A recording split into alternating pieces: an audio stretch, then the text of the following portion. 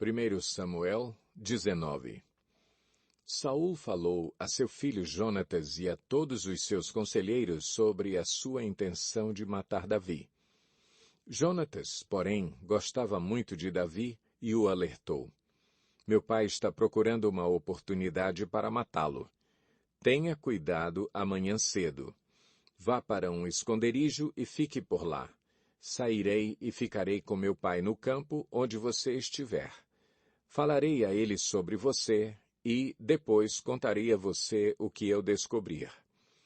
Jonatas falou bem de Davi a Saul, seu pai, e lhe disse: que o rei não faça mal a seu servo Davi.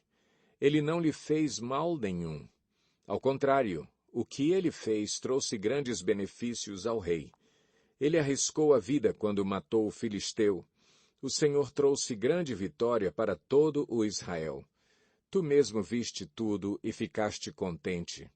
Por que, então, farias mal a um inocente como Davi, matando-o sem motivo?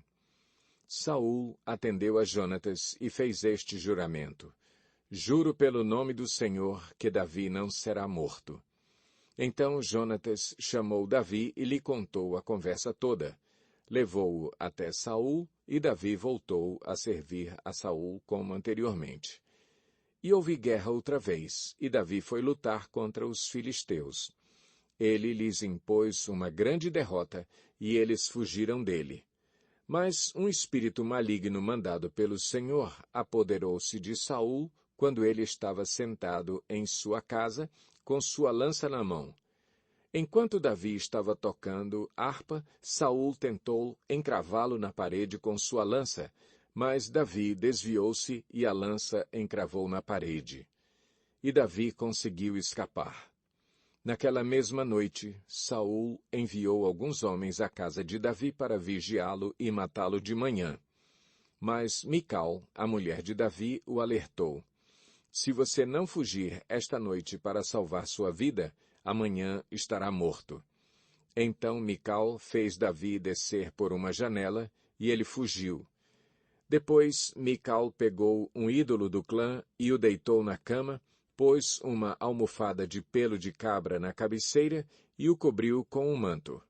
Quando chegaram os homens que Saul tinha enviado para prenderem Davi, Mical disse: Ele está doente. Então Saul enviou os homens de volta para verem Davi, dizendo: Tragam-no até aqui em sua cama para que eu o mate. Quando, porém, os homens entraram, o ídolo do clã estava na cama e na cabeceira havia uma almofada de pelos de cabra. Saul disse a Mical: Por que você me enganou desse modo e deixou que o meu inimigo escapasse? Ela lhe respondeu: Ele me disse que o deixasse fugir, senão me mataria. Depois que fugiu, Davi foi falar com Samuel em Ramá e lhe contou tudo o que Saul lhe havia feito. Então ele e Samuel foram a Naiote e ficaram lá.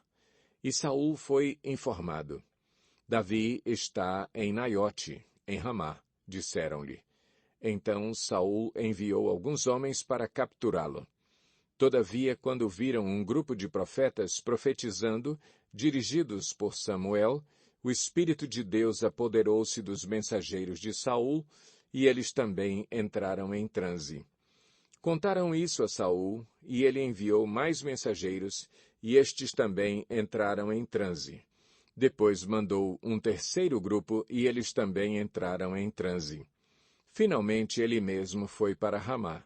Chegando à grande cisterna do lugar chamado Seco, perguntou onde estavam Samuel e Davi, e lhe responderam: em Naiote de Ramá.